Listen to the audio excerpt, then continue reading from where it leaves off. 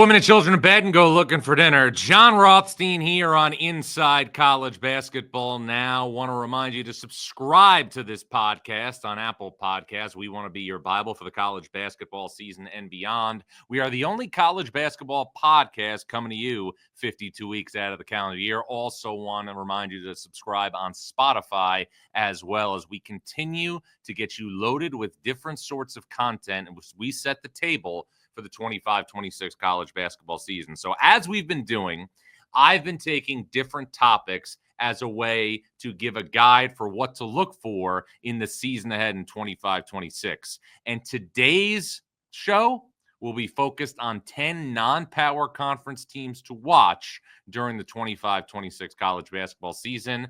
From my vantage point, there are 5 power conferences right now in college basketball: the ACC, the Big 12, the Big 10, the Big East, and the SEC. So without further ado, here are 10 non-power conference teams to watch entering the 25-26 college basketball season.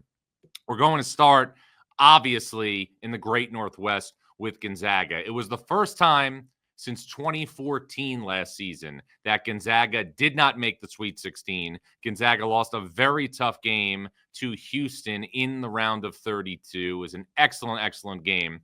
Gonzaga, though, returns arguably the best power forward center combo in college basketball, with All-American candidate Graham Ike and also Braden Huff.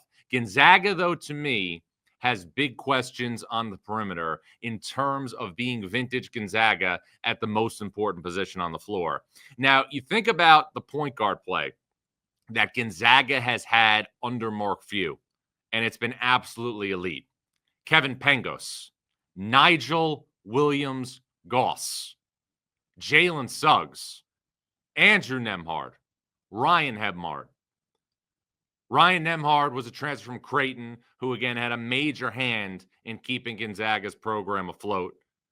And now you look at Gonzaga on the perimeter, and it's a little bit of a different dynamic.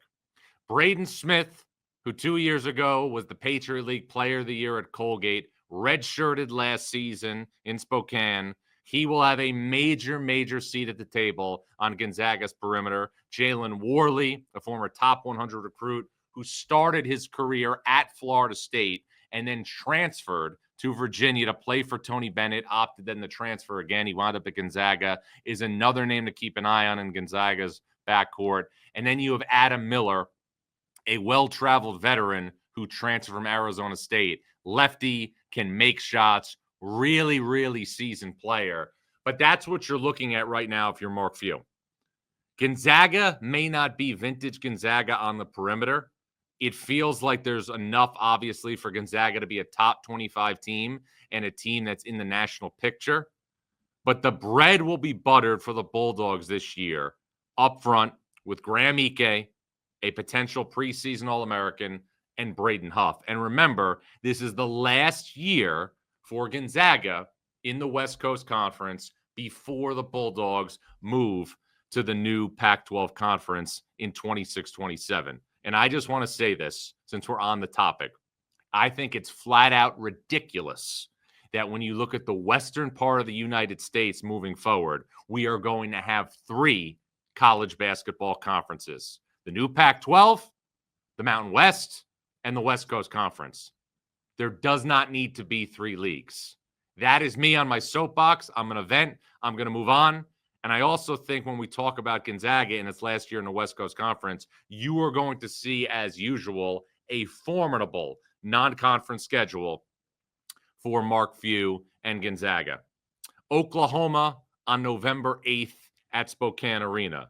Creighton will start a home-and-home series on November 11th in Spokane. There's a return game at Arizona State as part of a home-and-home series. Games in the Players Era tournament in Las Vegas. 2 are confirmed, Alabama and Maryland. There's also a game against Kentucky in Nashville and a game against UCLA in Seattle. Gonzaga always playing a top-tier schedule under Mark Few. So the synopsis for the Bulldogs: consensus top 25 team, questions on the perimeter, but 4-5 with Ike and Huff.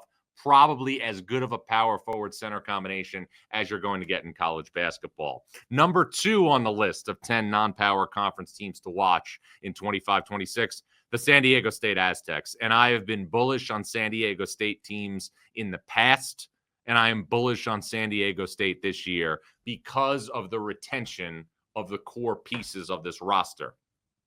Miles Byrd flirted heavily with staying in the 2025 NBA draft. He didn't. He comes back. He's a Mountain West Player of the Year candidate. Reese Waters, everybody forgot, was a guy who was a double-digit caliber scorer and an all-Mountain West guard. He didn't play last season due to a foot injury. San Diego State still made the NCAA tournament, lost in the first 4 to North Carolina. And then there's Magoon Guath, the Mountain West Freshman of the Year, the Mountain West Defensive Player of the Year a year ago. He is going to be somebody who I think will be a household name in college basketball this season. He is going to break out.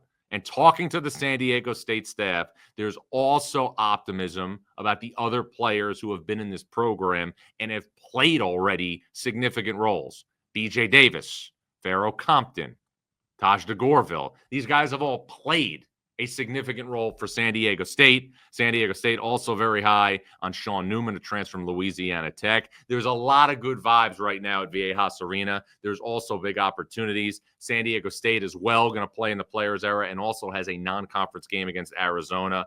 I would be very, very surprised if San Diego State this season was not separated from the rest of the Mountain West Conference. I'm not saying that there's teams that aren't going to be, capable in that league, but I think you're looking at a team in San Diego State that I don't know if it's going to be as good as the team that went 30-2 before COVID shut down the 2020 NCAA tournament. I don't know if it's going to be as good as the team that went to the Final Four and lost to UConn in the 2023 national title game. I don't know if it's going to be as good as the team that went to the Sweet 16 in 2024 and lost to UConn in Boston. But I do know this: San Diego State unequivocally will be in the discussion to be the best non-power conference team in college basketball during the 25-26 season. 3 potential all Mountain West players in that starting lineup: Guath, Byrd, Waters. Byrd and Guath, clearly Mountain West Player of the Year candidates. Number 3 on this list, another team out of the Mountain West, and that's the Utah State Aggies. Now, Jared Calhoun, who previously was at Youngstown State, did an outstanding job last year in his first season in Logan. And it's really interesting when you look at the storylines that there are in college basketball. The regular success that the Mountain West has gotten out of Utah State and Logan. Think about the coaches that have had big-time success. Craig Smith, 3 NCAA tournaments in 3 years. He gets the Utah job after going to March Madness 3 straight times. Ryan Odom takes Utah State to the NCAA tournament, lose in 2023 to Missouri. Ryan Odom gets the VCU job, which leads to him getting the Virginia job. Danny Sprinkle doesn't inherit a single point after taking the Utah State job from Montana State and leads Utah State to an NCAA tournament win. He is now the head coach at Washington. And now Jared Calhoun looks to be, in my opinion, one of the rising stars when you're looking at coaches entering the 25-26 season.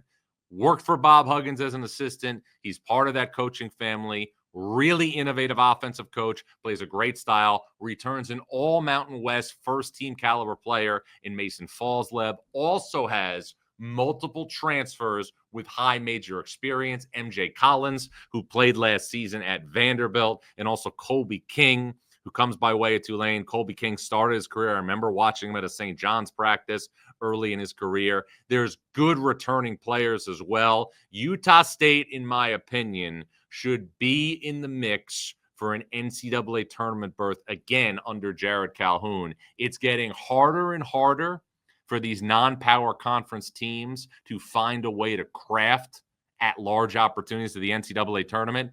But the Mountain West always seems to find a way to get quality representation in March Madness. We'll see if that happens again this season. To me, the two top teams in this league, clearly, San Diego State, Utah State. Number 4 on my list, the St. Mary's Gales. Now, speaking of great stories, if you have never been to Moraga, California, and you have never seen St. Mary's campus, if you're ever in Northern California, if you're somebody who loves the wine country, if you want to do that with your significant other, enjoy it. I'm sure it's great. I've never had a glass of wine. I've never had a cup of coffee. I've never played golf, and I've never been to Hawaii. But that's a different story for a different day. We are talking now about the St. Mary's Gales. And the job that Randy Bennett has done, given the lack of resources, given the lack of facilities at St. Mary's, is one of the great building jobs that we've ever seen in mid-major basketball. And St. Mary's, I was with them last year during the NCAA tournament in Cleveland, beat Vanderbilt in a tremendous first-round game, and also lost in the round of 32 to Alabama, just overmatched physically. But St. Mary's here has won games in the NCAA tournament 2 out of the last 3 years. And St. Mary's has not been able to get back to the second weekend of the NCAA tournament since Omar Samhan, Mickey McConnell and company were able to beat Villanova and go to the Sweet 16 in 2010. St. Mary's had some unexpected departures to the transfer portal. They knew that they were going to lose Augustus Marshallonis. They knew they were going to lose Mitchell Saxon. Jordan Ross to the transfer portal was a little bit of a surprise. But St. Mary's does have returning experience that was a part of last year's run to the NCAA tournament.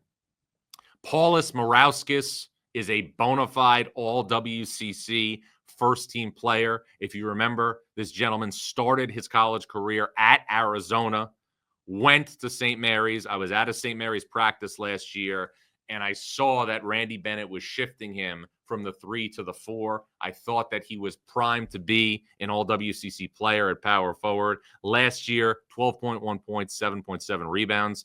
Mikey Lewis is back. The guard last year who averaged 8.2 points per game as a freshman. Randy Bennett calls him buckets because he's such a bucket getter. And Harry Wessels is also back. So you have those 3 players, if you're Randy Bennett, back from last year's team that won a game in the NCAA tournament. San Diego transfer Tony Duckett, who was a double-figure scorer in the WCC, is also expected to have a major role. St. Mary's may not have what it had a year ago, but St. Mary's, as long as Randy Bennett is the coach, is going to be in play for a berth in the NCAA tournament. And again, this will be the last year that St. Mary's and Gonzaga are both members of the West Coast Conference. So that's, a rivalry that doesn't necessarily get as much attention, but one for all intents and purposes that should be celebrated this year in the final year for those two schools as conference members. Now, our final team that we're going to do before we take a break is the Memphis Tigers when we talk about non-power conference teams. Memphis is not a non-power conference program because when you look at where Memphis plays, FedEx Forum, when you look at the history and the tradition of that program and the pride and the interest of that fan base, Memphis is a power conference caliber job, just like Gonzaga is, just like San Diego State is, because of the history, the tradition, the commitment, all of it. Now, Memphis last year had an All-American in P.J. Haggerty.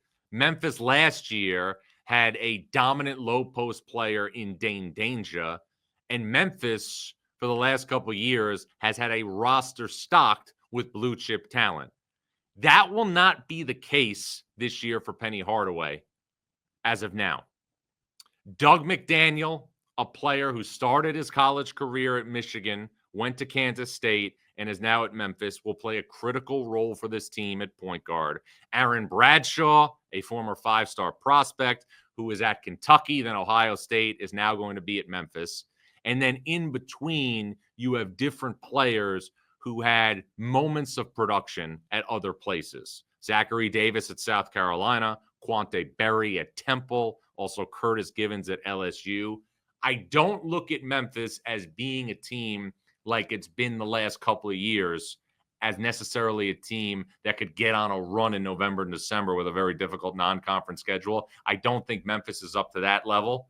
But given the talent base, given the fact that Doug McDaniel has been a starting point guard in the Big Ten, has been a starting point guard in the Big 12, given the fact that Aaron Bradshaw is a former 5-star recruit, this level of talent is going to usurp any talent that Memphis is going to face in the American Conference.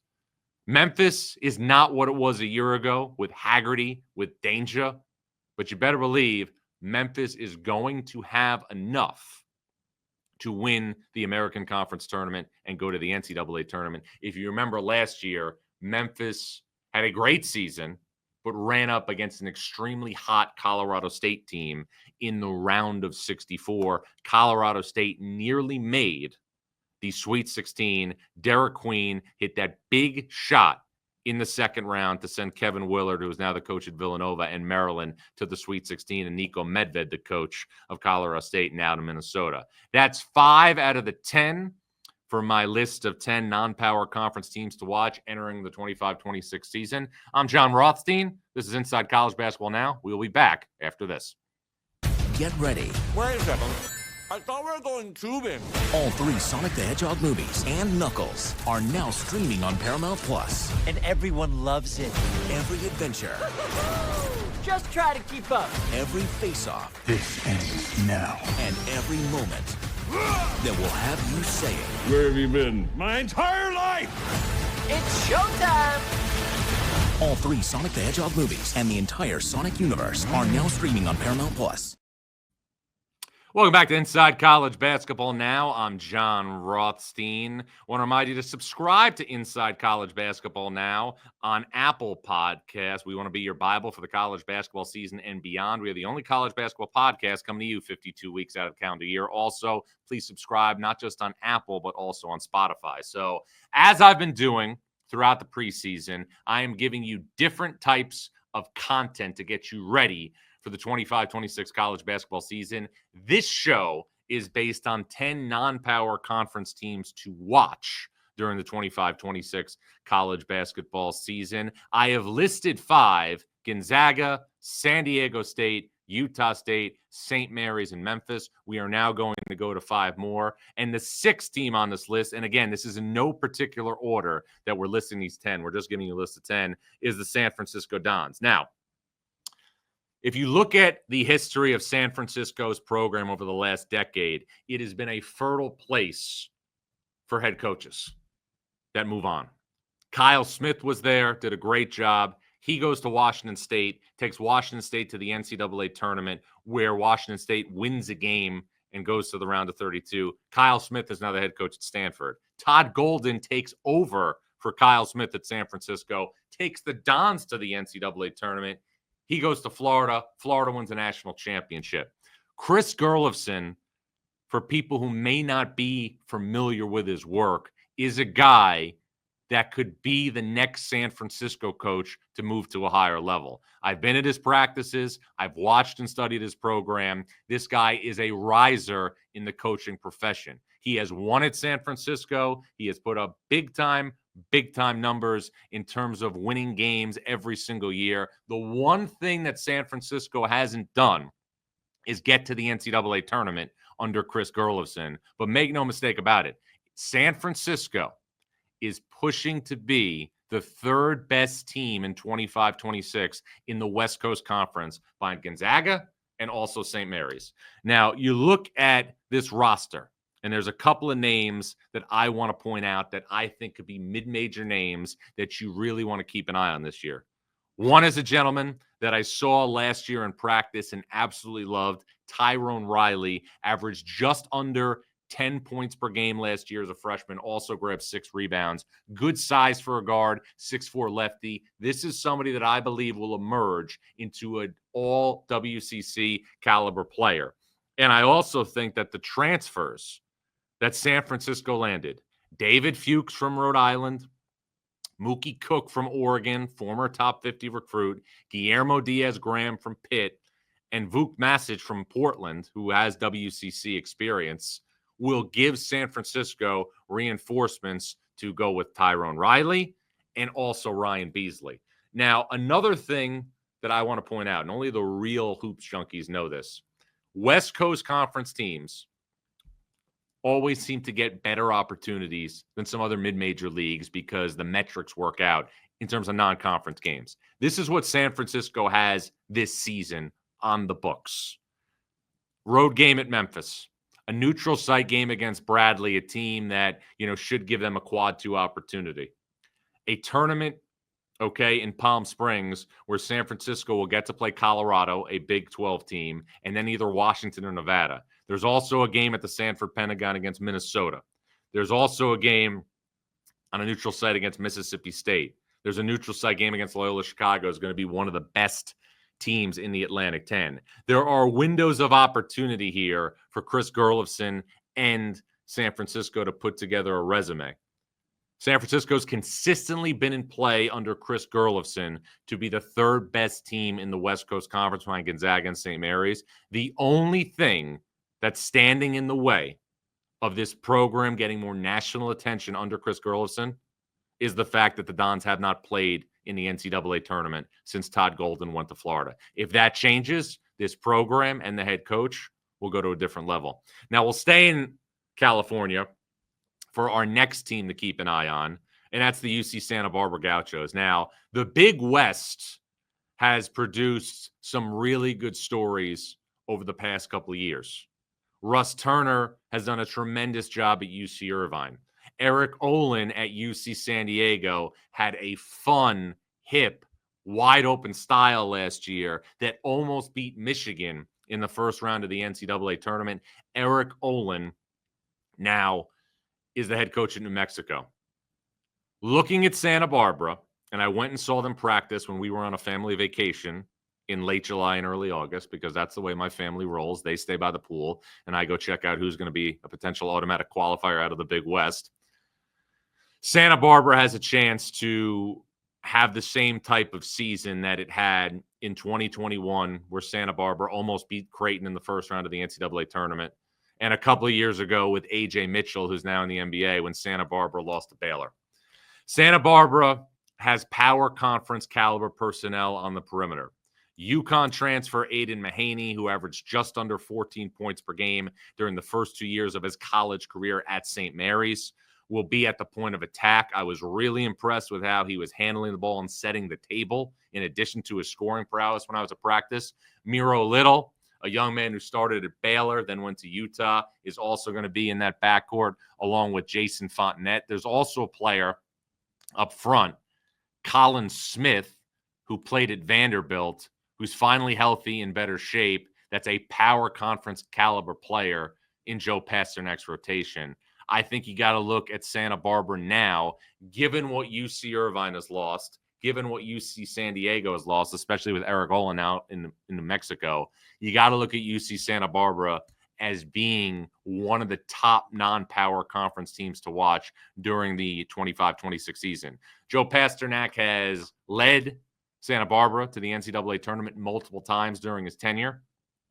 Joe Pasternak nearly beat Creighton in 2021. Amadou Sow missed the layup in the final seconds. There is a real belief with Aiden Mahaney, who's going to be on the short list for Big West Player of the Year, that Santa Barbara can again get to the NCAA tournament in 2026.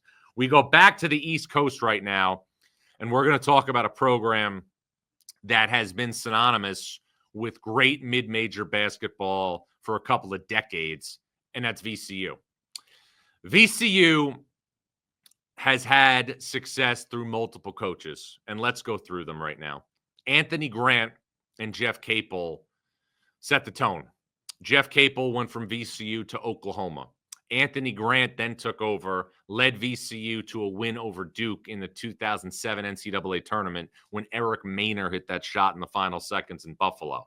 Then Shaka Smart comes in and leads VCU to the Final Four in 2011.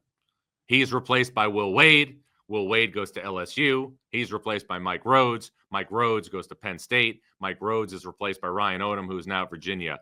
Up next is somebody who has deep ties to the Atlantic 10, and that's Phil Martelli Jr., who did a great job with his team last year at Bryant, champions of the American East, went to the NCAA tournament, lost to Michigan State. And the thing I like about VCU in this climate, you've got a great fan base.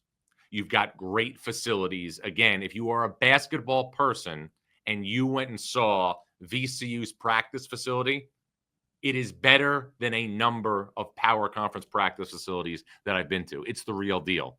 You have a great home court advantage. You have great tradition. The problem for VCU is the fact that the Atlantic 10 has become a one-bid conference. And I will tell people this ad nauseum because it's just a fact of life. The Atlantic 10 in 2013 got 5 teams in the NCAA tournament. The Atlantic 10 in 2014 got 6 teams in the NCAA tournament, which that year was as many teams as the ACC. And then the Atlantic 10 opted to go from 16 league games to 18 league games, which really stopped the non-conference flexibility that the conference members had to really upgrade their non-conference schedule. And the league hasn't been the same since. And now you're in a scenario where VCU a year ago with Ryan Odom had to win 25 plus games and get an automatic qualifier to make the NCAA tournament. Make no mistake about it. If VCU lost to George Mason in the Atlantic 10 tournament title game, VCU was not going to the NCAA tournament. And VCU went to the NCAA tournament, winners of 25 plus games, winners of the Atlantic 10 tournament, and was an 11 seed. And VCU under Mike Rhodes went to the NCAA tournament in 2023, lost to St. Mary's in the first round, and was a 12 seed. There is a lot, in my opinion, that could be changed with the Atlantic 10. But I will say this, the Atlantic 10 should not be viewed as a mid-major type league like some of these other leagues because the brand of basketball is still really good. And that's one thing I think that excites you if you were a VCU fan, because VCU looks like it's becoming a place where power conference transfers can land. Phil Martelli Jr. has added some big-time power conference transfers. Jadrian Tracy from Oregon. Ahmed Noel, who is at UConn, former top 100 recruit. He's also brought in Tyrell Ward from LSU. 2 players are coming with them from that Bryant team that went to the NCAA tournament, Barry Evans and Keyshawn Mitchell. You also have to look, at other players that came with power conference experience. Jordan Dumont from Villanova and Lazar Djokovic, who comes from Charleston, but also started his career for Sean Miller at Xavier. VCU, to me, has a chance in this new climate because of the commitment from an NIL perspective, the facilities commitment, to be a team that should be a force still under Phil Martelli Jr. This league needs VCU to be really, really good to have national relevance, in my opinion. Because when you're looking at the Atlantic 10 right now, you are looking at a conference that is synonymous with being a one-bid league. And for that to change, it needs these programs like VCU, like Dayton, to win a big deal of their games in November and December to move the needle nationally. That's paramount for the Atlantic 10. Dayton last year had some big-time wins. Beat Marquette, beat UConn. Didn't hold up its end of the bargain in the Atlantic 10. And the problem is, for the Atlantic 10, you're playing in a league that's better than a typical mid-major league, but there isn't a great surplus of good wins, and there's a lot of opportunities for bad losses. Now, another team on this list that's going to be from the Atlantic 10 is Loyola Chicago. Drew Valentine, who took over for Porter Mosier, led Loyola Chicago to the NCAA tournament out of the Missouri Valley Conference. He's somebody who is a rising star in the coaching profession. He has done everything at Loyola Chicago except make the NCAA tournament. That could change in 2026. There is retention at the 2 most important spots on the floor. Miles Rubin at center, an underrated shot blocker nationally. Justin Moore, who's having a nice season last year prior to suffering a season-ending injury, is back and has been cleared for non-contact work. He should be, if he's healthy, a real force at point guard in the Atlantic 10. And then you have several players coming in who have power conference experience. Xavier Amos from Wisconsin. Joshua Ola Joseph, who is at Cal and also Minnesota. There is a feeling in A10 circles that this is the year that Loyola Chicago could break through and reach the NCAA tournament out of the Atlantic 10. I'm looking at two schools in addition to obviously Dayton, VCU, and Loyola Chicago. Dayton lost a lot, taking a wait-and-see approach on Dayton, even though I like the fact that they have some returning guys and so on and so forth. I got VCU and Loyola Chicago on this list. Now, the last team on this list is also from the East Coast, and that's the Towson Tigers. It's not as pronounced nationally, but the real hoop junkies know that Pat Skerry did as good of a job as any mid-major coach this year in terms of overall retention during the offseason.